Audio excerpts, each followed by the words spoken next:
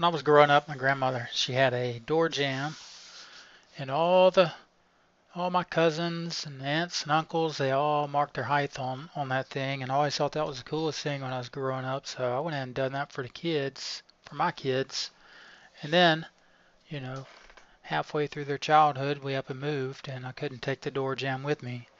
Luckily, I transferred all the marks over to this piece of plywood. Thought it'd be a good idea to go ahead and design a portable version of the door jamb that you could take with you. And so obviously you could just put up a board would be fine, but I thought, I'd incorporate a sliding headrest into it, make it kind of cool, and that way it'll be kind of like a keepsake. So the idea, this is going to be able to slide up and down.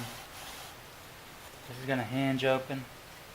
I'm going to have a rare earth magnet and a screw up top. This will have a nail for a hinge, so I have to drill this into these two pieces for the hinge.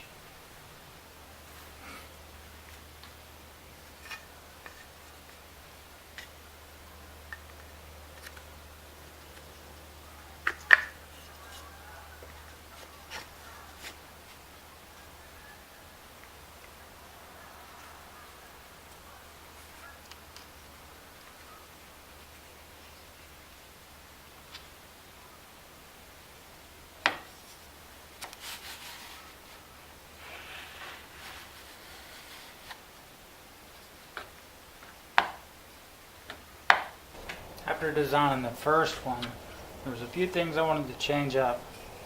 One thing I noticed was this portion here wasn't really hard to make, but it could certainly be easier.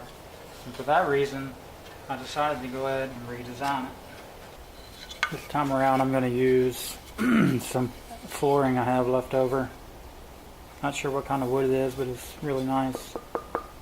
Good hardwood. Trim it down to the sizes that I need.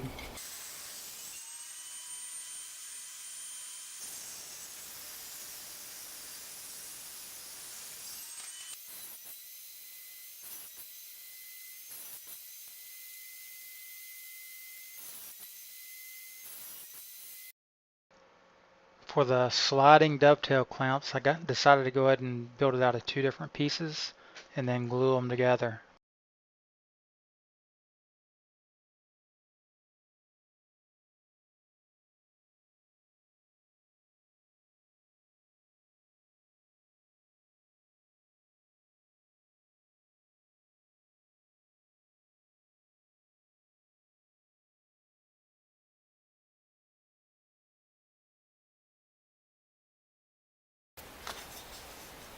I used two springs out of two click pins and these little small eyelets to provide tension between the two clamping dovetail braces or brackets, whatever you call them.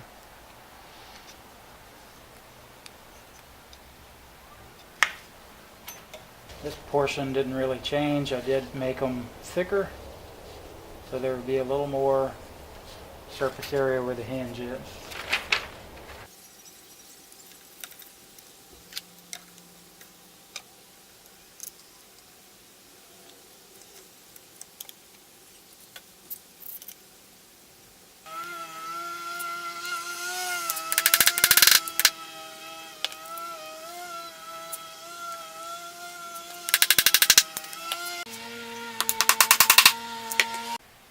So a few final notes here, a couple of things that I did change compared to the original and the second design.